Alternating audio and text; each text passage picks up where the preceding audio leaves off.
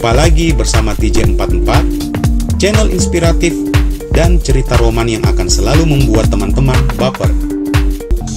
Sebelum lanjut, bantu tekan tombol subscribe dan like channel ini jika sudah. Terima kasih, dan saya doakan buat teman-teman yang sudah melakukannya diberi kesehatan dan rezeki yang berlimpah. Amin.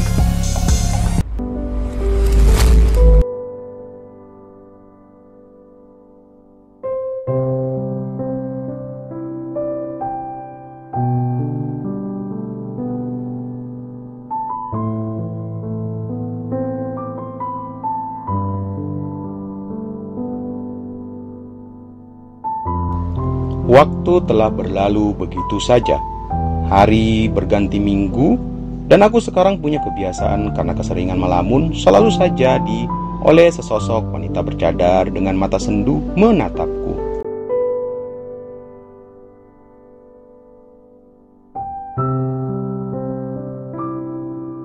Seperti halnya hari ini, di saat aku lagi makan siang, aku dikejutkan oleh sosoknya yang duduk di samping mejaku. Aku tahu itu hanyalah suatu ilusi karena aku benar-benar tak bisa move on darinya, tak bisa menghilangkannya dari pikiranku.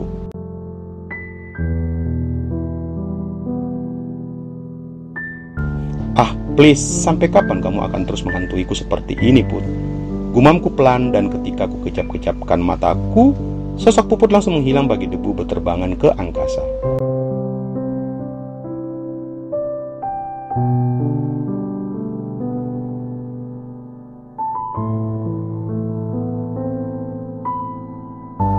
Karena sudah merasa tak nyaman berada di sini, atau mungkin aku yang terlalu terbawa dalam lamunan yang kerap kali hadir dan menghantuiku selama beberapa pekan ini, maka aku putuskan untuk bergegas menyelesaikan makan siangku.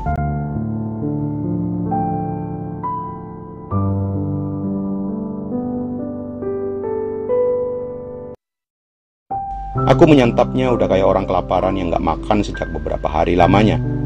Benar-benar cepat. Sehingga begitu piring telah bersih, aku segera melangkah ke kasir untuk membayar bil pesananku tadi.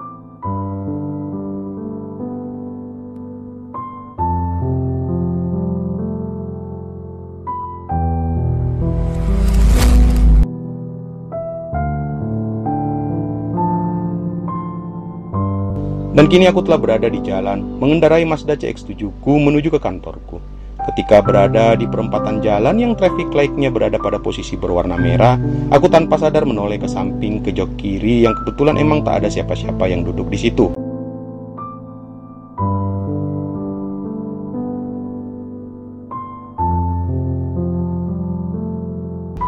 Namun ketika aku berkedip 2 kali, saat itulah sesosok menyerupai Puput duduk di situ. Ah, kenapa sih kamu ada melulu, Put? Gumamku pelan. Aku lalu mendengus kesal karena aku benar-benar sulit untuk melupakannya.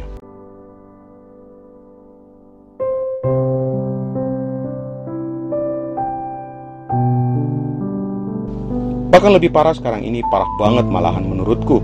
Sampai-sampai aku keseringan melihat sosok Puput seperti ini. Apakah aku harus memeriksakan diri ke psikiater ya?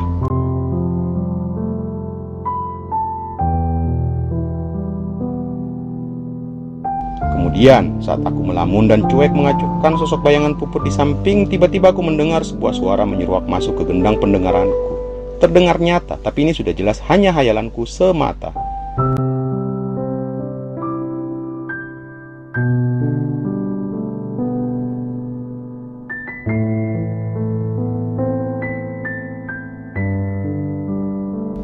Sudah lihat kan? Sudah tak penasaran lagi dengan wajah Puput? Itu suara Puput. Itu kalimat yang pernah ia ucapkan kepadaku ketika pertama kalinya aku berhasil melihat wajahnya.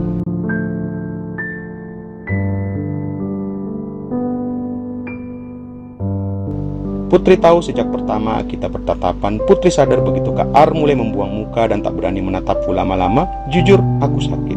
Ketika Kak Ar malah menunduk, dan saat itu juga aku menyadari jika cinta kakak mulai terbagi. Kakak sayang kan nama Puput? Tanyanya.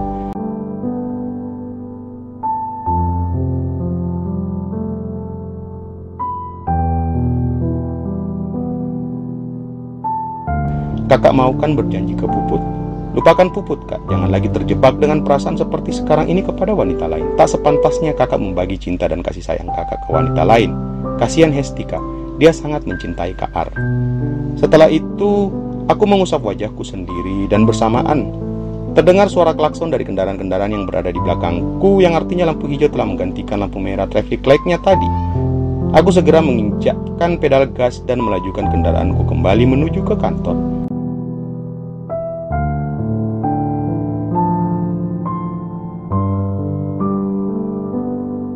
Aku menarik nafas sedalam mungkin, kemudian menggelengkan kepalaku ketika mengingat kembali penggalan kalimat terakhir yang pernah Puput ucapkan.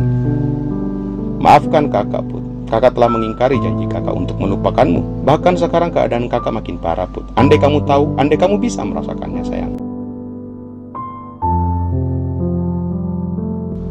Pun andai saja waktu dapat diputar, maka kakak akan menyesali apa yang telah kakak lakukan kepadamu. Betapa kakak kepadamu kala itu, dan diakhiri kita, aku bahkan sangat amat mengencut, tidak berani tinggal dan mempertahankanmu. Malah aku pergi karena tak ingin malu, tak ingin mengecewakan permintaan kedua orang tuamu. Kutahan nafasku sesaat, kemudian kutekan pedal gas sedalam mungkin, membuat mobilku melaju dengan kecepatan tinggi.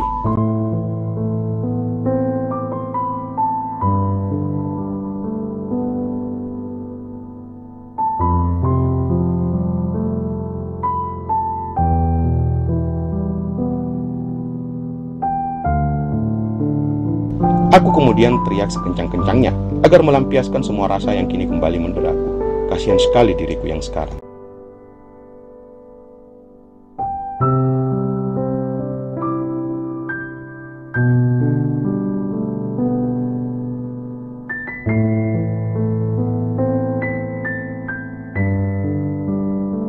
Benar-benar putus asa. Bahkan gadis secantik Rizka sekalipun tak mampu menggantikan sosok Puput dalam hatiku. Maafkan suamimu ini, Hesti, yang makin terjebak oleh permainannya sendiri.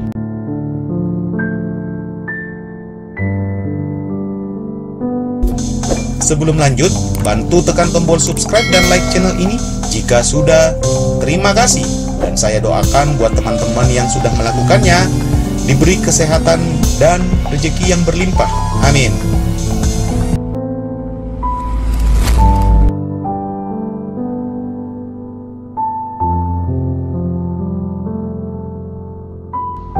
Narasi 3. Present. Terdengar azan subuh bergema dari masjid di ujung jalan, dan baru sejam kurang Puput bisa terkejam akhirnya kembali terbangun.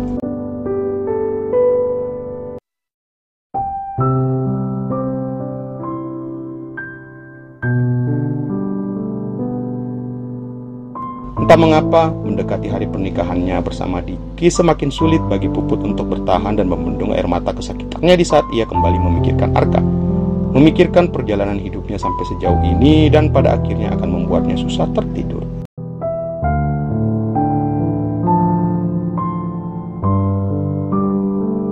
Satu persatu kenangannya pada masa lalunya mulai kembali membayangi pikirannya.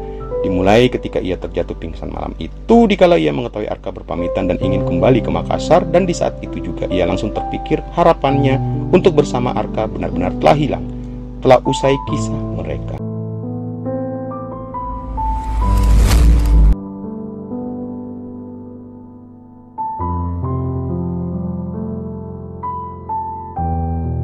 Flashback. Setelah beberapa jam lamanya ia tak sadarkan diri, tertidur di atas ranjang dalam kamarnya. Setelah pun diperiksa oleh dokter yang kebetulan teman baik papanya dan mengatakan jika Puput hanya kecapean saja, akhirnya mulai tersadar.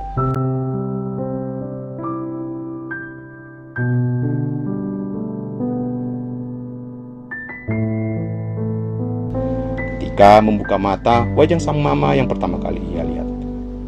"Alhamdulillah, Put, kamu sudah sadar, nak," ujar sang mama. Mendengar itu, papanya yang juga berada di dalam kamar langsung berdiri dan berjalan tergesa-gesa mendekat ke ranjang.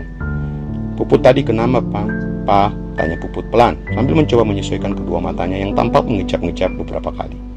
"Kamu tadi tiba-tiba pingsan, sayang."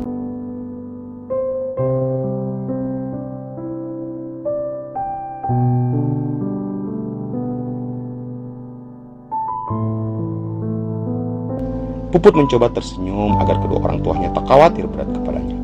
"Rafa di mana, Ma?" "Dia udah tidur di kamarnya, sayang."